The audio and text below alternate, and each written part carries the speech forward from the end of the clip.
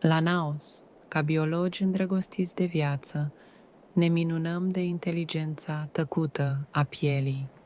Pe măsură ce masezi ușor balsamul, imaginează-ți cum bariera de protecție a pielii își recapătă treptat puterea.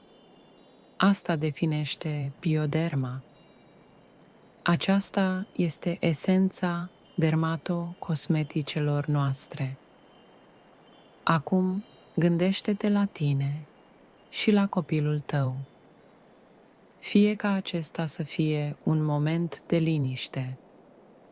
Respiră, relaxați-vă și odihniți-vă împreună.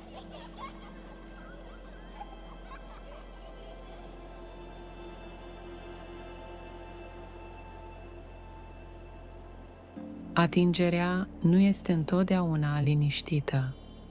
Uneori chicotește. Astăzi vom petrece 10 minute cu zâmbete și joc, prin mișcare și atingere. Mâinile tale pot fi blânde și jucăușe și în același timp să devină mici personaje, nori, ceasuri care fac tic-tac.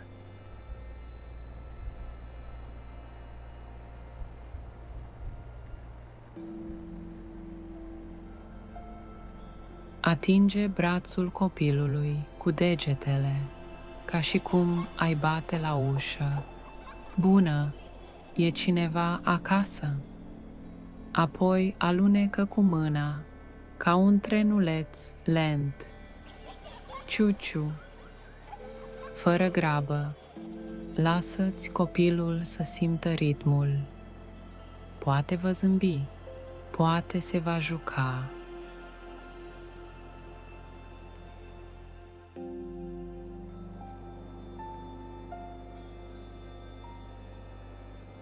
Pielea simte mai mult decât crezi.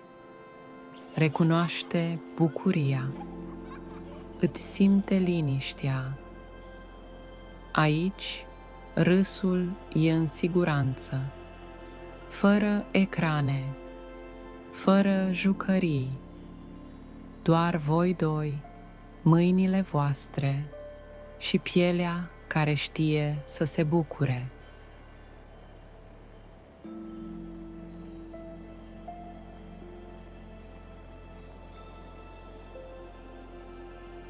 Imaginează-ți că mâinile tale sunt mici animăluțe.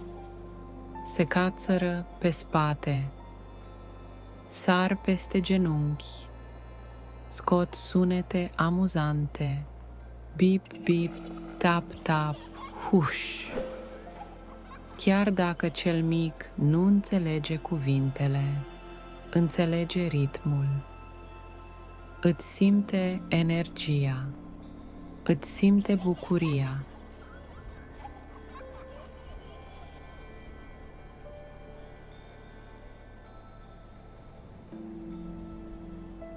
Și acum încetiniți.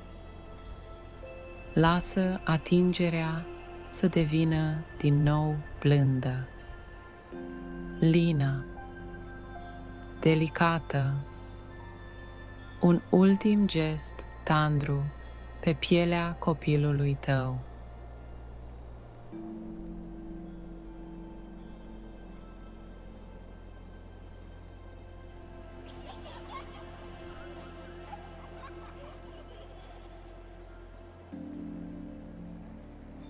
A fost râs, puțină joacă, dar în esență apropierea a rămas. Atingerea poate alina, se poate juca, le poate face pe ambele.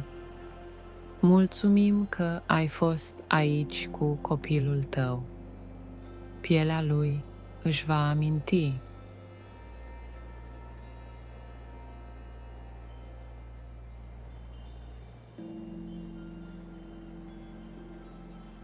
Îți mulțumim că ai împărtășit această clipă cu noi. Sperăm că a fost plină de sens și liniște și că vei reveni făcând din această pauză un ritual zilnic valoros.